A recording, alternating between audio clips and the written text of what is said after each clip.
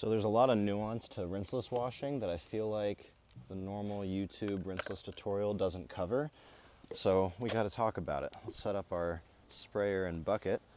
Do some Armor Hero rinseless. Let's do a single capful in a 1.5 liter sprayer, 1 ounce per 2 gallons. So let's do 2 capfuls. Let's call it 2.5 because I may have a little bit more than 2 gallons of water in here. Should be about 1 ounce, I think. And we have just regular chenille mitts inside the bucket with this. So to talk about the things that I feel like kind of get overlooked with rinseless wash, we have to take a look at 2 spectrums. One is the condition of the vehicle. So say we have a really soft paint type, a GM or a Japanese car, and it just had a paint correction done and that paint is perfect, or the vehicle is brand new and you're trying to maintain its perfection or almost perfection, all the way to cars that it doesn't really matter too much if you maybe induce a little bit of marring. Say you're about to do a clay and seal. Say it's a car that is an old 2000 Subaru Forester that's white and the customer just wants it clean, and they're not too concerned with ever getting a correction. So you have that spectrum of a perfect car they're trying to maintain perfect condition, all the way to a car that doesn't really matter too much. So that's the condition of the car. And then the how dirty the car is. You could have something that has been sitting in a showroom and just has a light layer of dust on it, and you could have something that just went through mud. Those 2 spectrums, the condition of the vehicle, the paint, and the condition of the paint itself, and then how dirty the vehicle physically is, are things that you have to think about when you're doing a rinseless wash. We have chenille microfiber wash mitts. Obviously, these are going to cling onto more contaminants and not release as many of them back into the bucket when we're washing something. So this is not as safe to use as a regular rinseless sponge because the sponges that are designed for rinseless are a little bit better at releasing the dirt that they pick up off of the vehicle back into the bucket. Now, if we're doing something that is not very dirty, say it's that showroom car that only has dust on it, chenille wash mitts are just fine. It's just a light little layer of dust. Say it's something that the perfect condition of the paint, say it's not a super soft, perfect condition Japanese black car, we can run chenille mitts all day on it and we're not going to have any consequences of using these microfiber chenille mitts for a rinseless wash like this. Now, the reason I like to use them is because they're big. You can use 2 of them. You can cover a lot of ground by using something like this and get a really fast rinseless wash done, maybe 2 to 3 minutes on a vehicle this size.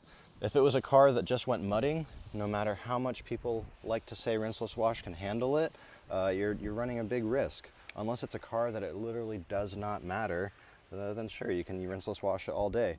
But I would run soap and water if I can in that situation. So let's say this Timu Range Rover was a super delicate, perfectly corrected, soft, black painted car.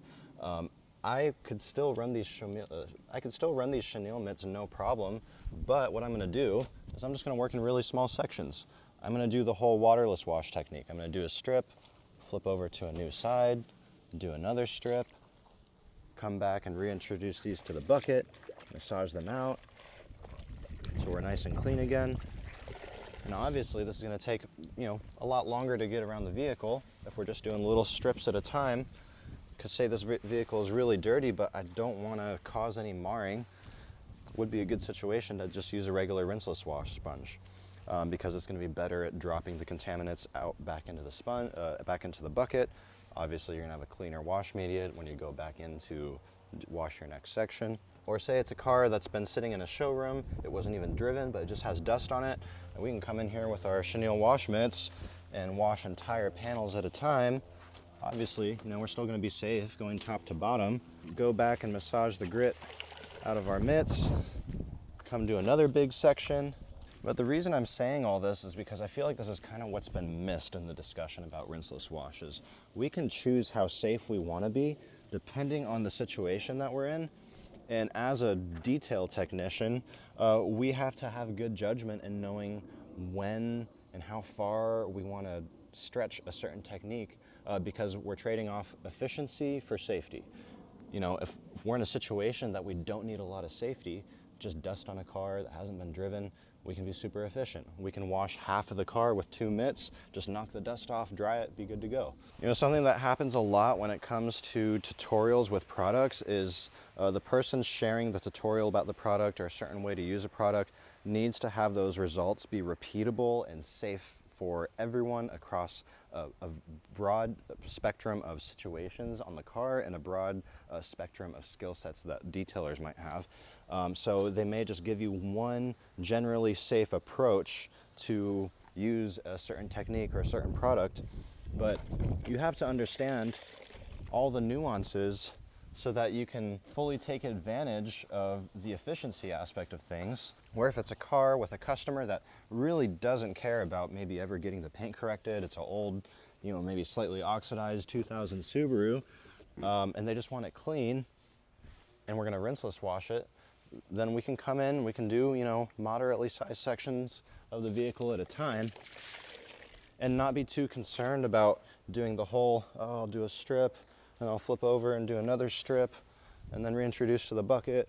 No, we can get our 2 mitts out, squeeze them out, wash a couple big sections, and be good to go. Now, situations where I would never use rinseless wash, if I have the choice to have running water and I have the time and the budget on the job to be using soap and water, I'm 1000% gonna use soap and water. Now, rinseless washes are really good. You can do some pretty crazy stuff with them in situations that you think they're gonna scratch the paint and they don't.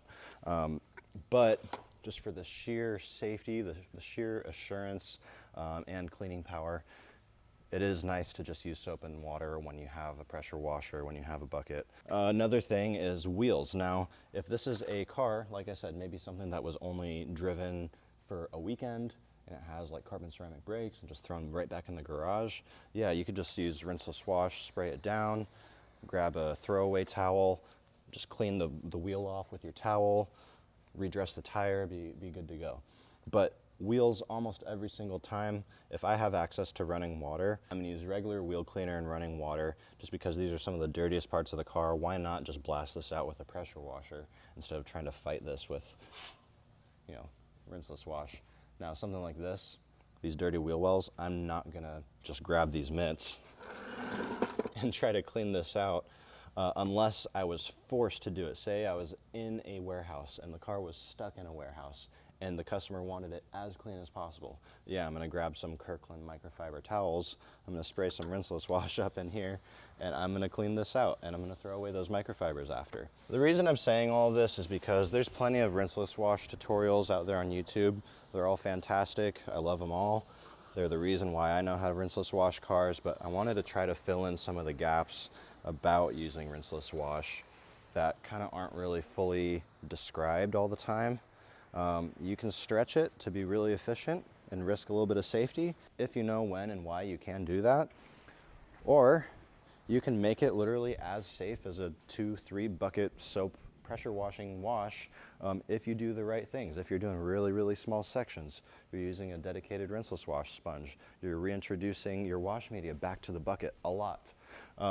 Those are all the things you have to consider.